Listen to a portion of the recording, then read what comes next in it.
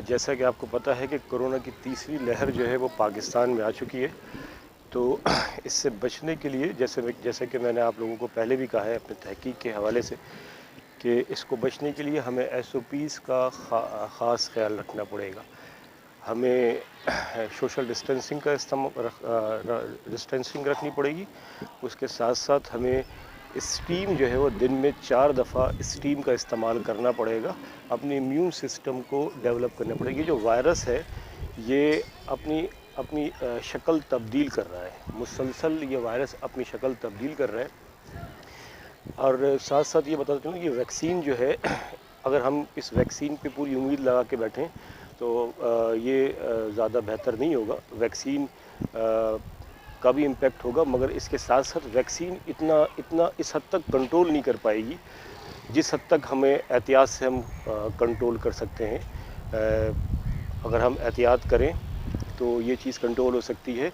मैंने prime minister of Pakistan को भी ऑफिशियली एक ईमेल की है जिसमें मैंने ये कहा कि हम इस वायरस को कंट्रोल कर सकते हैं अगर हम लाइफ ऑफ बैक्टीरिया, एक कॉन्सेप्ट मैंने दिया था कि लाइफ ऑफ बैक्टीरिया के बारे में आगाही प्रोग्राम किया जाए ताकि हेल्थ केयर वर्कर और उसके साथ साथ जो अवामुन्नास हैं उनको बैक्टीरिया के लाइफ के बारे में और वायरस के लाइफ के बारे में आगाही हो। मैं अभी भी सीएम सिंध से, प्राइम मिनिस्टर ऑफ पाकिस्तान से ये रिक्वेस्ट करूँगा कि हमें साइकोलॉजिकल तौर पे अपनी आवाम को जो है वो कॉन्फिडेंस में लेना पड़ेगा और उसके साथ साथ हमें लाइफ ऑफ बैक्टीरिया के बारे में अवेयरनेस देनी पड़ेगी। इससे मुकाबला, वायरस से मुकाबला हमें एहतियात से करना है। एहतियात अगर हम नहीं करेंगे, अगर हम टोटली डिपेंड करेंगे वैक्सीन के ऊपर कि वैक्सीन हमें इस वायरस से बचा सकती है, तो ये इम्पॉसिबल है। जैसा कि मैंने अपने तहकीक में मुख्तलिफ़ इदारों के साथ जो मैंने तहकीक की है, जिसमें सबसे टॉप पे रिसर्च गेट है, डिकन यूनिवर्सिटी है और मुख्तलिफ़ शेंजन यूनिवर्सिटी ऑफ टेक्नोलॉजी है, जिसमें मैंने बताया कि ये वायरस जो है वो तवील जो है वो चलेगा।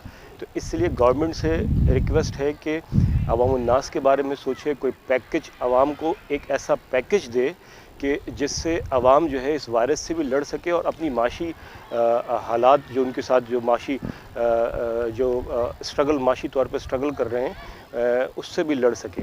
तो लिहाजा दोबारा मैं बता रहा हूँ कि वाहिद स्टीम, लाजमी स्टीम है। आप फास्टिंग में नीम गर्म पानी का इस्तेमाल करें।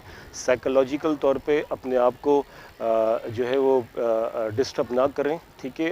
उसके साथ साथ वायरल डिजीज़ अभी बहुत ज़्यादा है, मुख्तलिफ़ किस्म की वायरल डिजीज़ अभी आएंगी और वो वायरल डिजीज़ जो है वो वायरस, कोरोना वायरस के मुख्तलिफ़ शकूल में कन्वर्ट होंगी। तो वायरल डिजीज़ से हमें बचना है। आगे रमज़ान है और इस रमज़ान में हम फास्टिंग करके हम अपने बॉडी को दोबारा से री मैच्योर कर सकते हैं, री डेवलप कर सकते हैं। ये एक अच्छा मौका है।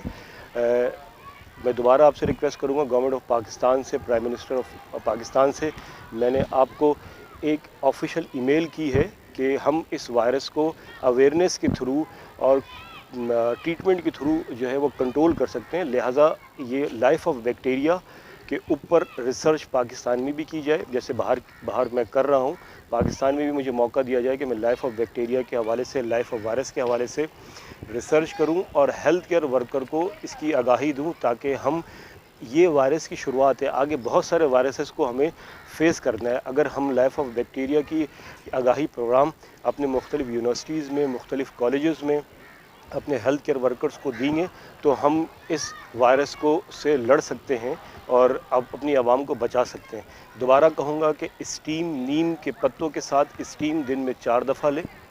फास्टिंग जो है बे नीम गर्म पानी इस्तेमाल करें। हर खाने से पहले नीम गर्म पानी का इस्तेमाल करें और अपने डाइजेस्टिव सिस्टम को और अपने नर्वस सिस्टम को जो है वो बेहतर से बेहतर बनाएं, तो हम इंशाल्लाह ताला इस वायरस को हरा सकते हैं।